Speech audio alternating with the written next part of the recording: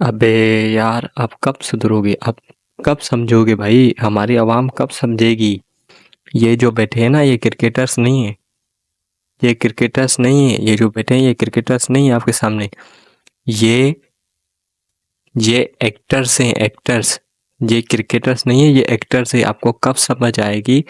आप इनकी देखो, परफॉर्मेंस देखो और इनका एटीट्यूड देखो। ये एक्टर्स ही लगते हैं। मैं दो इसको मैं प्रूफ करूंगा कि ये किस तरह एक्टर है। आप वीडियो में आगे तक चलें तो आपको पता लग जाएगा।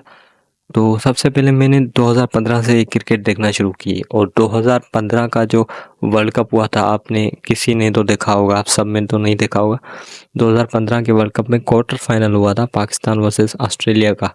मेन स्पेल करवाया था वहाब रियाल ने शेन वाटसन को। जो वो तो आप सबको ही याद होगा क्योंकि वो इतना मेन स्पेल था। तो उसमें क्या हुआ था कि वहाब रियाज ने वाटसन को बिल्कुल जलील कर दिया था। वाटसन को कुछ समझ नहीं आ रही थी, लेकिन वहाब रियाज ने उसको बाउंसर मारा और कैच उड़ी। कैच थी सीधा राहत अली के हाथों में आई, वो कैच ड्रॉप हो गई। तो उधर वहाब रियाज ने क्या कर दिया? रोना धोना शुरू कर दिया। ये एक्टिंग मैंने लाइफ में अपनी पहली एक्टिंग देखी। हालांकि वहाब वाकई मेहनत की थी, उसमें डिजर्विंग था वहाब, लेकिन वो जो थी वो एक्टिंग वहाब ने की थी। उसके बाद 2021 के वर्ल्ड कप में आपने देखा होगा, टी20 वर्ल्ड कप में पाकिस्तान के हसन अली ने जो एक्टिंग की थी, वो तो आपको याद ही होगी। जिस जो मैथ्यू वेड की कैच ड्रॉप की, फिर उसके बाद हम उसी कैच की वजह से हारे, तो हसन अली रोने लगा। ग्राउंड के बाहर जाते तक वो तो रोता रहा और हमारी आवाम जो है वो मतलब मैच को भूल गई। और फिर हसन अली के रोने, मतलब क्या, हसन को दुख है पड़ा, ये वो, उसको बुरा भला ना कहो। क्यों ना कहे भाई? वो एक्टिंग कर रहा है, वो आपको पागल बना रहा है। वो ऐसे ही परफॉर्मेंस देते रहेंगे और फिर एक्टिंग करते रहेंगे और हमारी आवाम को तरस आता रहेगा। यही उनकी चाल है, आप समझ नहीं रहे। यही वो करते आ रहे हैं और यही वजह है कि अब की सबसे थर्ड क्लास टीम हमारी हो गई है। पाकिस्तान बांग्लादेश से भी आ रही है और मैं अगर हारने वाली टीमें बताऊं तो फिर तो सुबह हो जाएगी क्योंकि अब रात है। तो खैर, तो ये 2021 में मैंने एक एक्टिंग देखी इसकी, अपना हसन की। फिर उसके बाद 2022 का वर्ल्ड कप फाइनल हुआ। उसमें शाहीन को इंजरी थी, ठीक है, शाहीन को इंजरी थी, नो डाउट। लेकिन पहली बात, वो इंजरी के साथ खेल क्यों रहा था?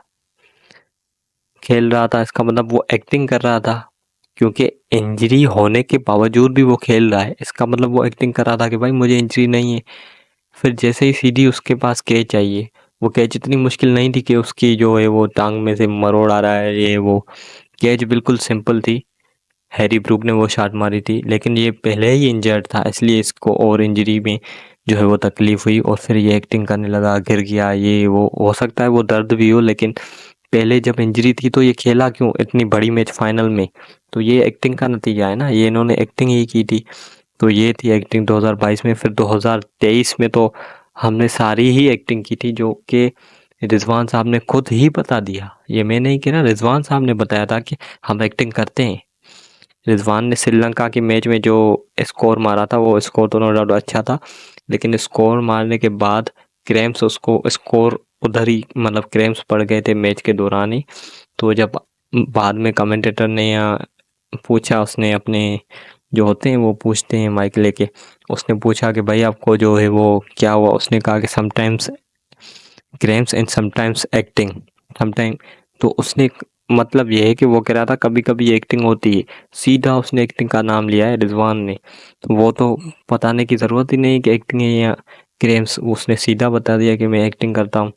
सिर्फ रिजवान एक्टिंग नहीं करता, पूरी टीम एक्टिंग करती है, लेकिन रिजवान के मुंह से निकल गया है। अब क्या करे, वो तो फंस गया है। अब 2023 के बाद फिर 2024, अब ताज़ा ताज़ा वाकया हुआ है। आप सब ने देखा होगा इंडिया पाकिस्तान का मैच, किसी ने नहीं देखा होगा? सबको याद होगा कि उसने ड्रामा किसने किया था। उसमें ड्रामा किया था नसीम शाह ने। नो डाउट उसने भी बॉलिंग अच्छी की थी उस मैच में और बैटिंग में भी आखिरी दो तीन चौके लगा दिए थे।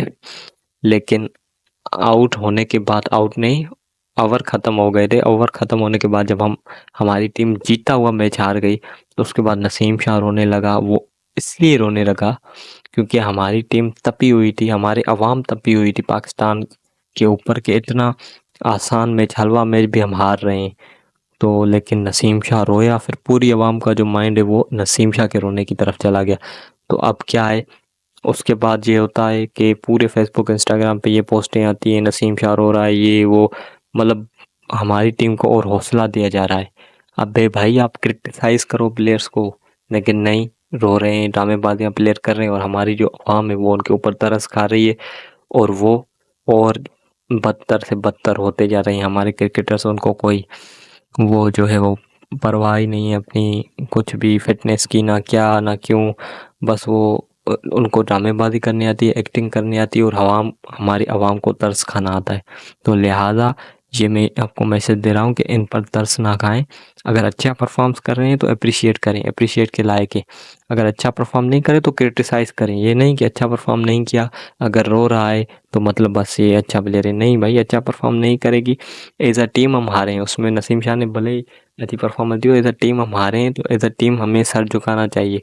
सर झुकाने का मतलब ये नहीं कि रोना चाहिए, सर झुकाने का मतलब ये है कि अगली मैच में परफॉर्मेंस देनी चाहिए। उस टूर्नामेंट में तो हम जलील हुए हुए हैं ना, इस 24 के टूर्नामेंट में। तो ये थी आज की थोड़ी छोटी सी वीडियो कि आपको मैं बता दूं कि इन पर तरस ना खाएं। ये बांग्लादेश से भी हारे हैं तो एक्टिंग ये करेंगे, एक्टिंग आपके सामने आएगी कि ये जो हुआ जो वो हुआ, शाहीन ने हाथ इधर कर लिया, तो ये वो आएगी एक्टिंग। लेकिन अपने प्लेयर्स को क्रिटिसाइज़ करना है, आपने जो भी जिस प्लेयर ने बुरी परफॉर्मेंस दी है उसको क्रिटिसाइज़ करना है, बल्कि पूरी टीम ही ने बुरी परफॉर्मेंस दी है। कौन है जिसने अच्छी परफॉर्मेंस की है, खास करके सीनियर्स प्लेयर को आपने देखना है, उनको क्रिटिसाइज़ करना है।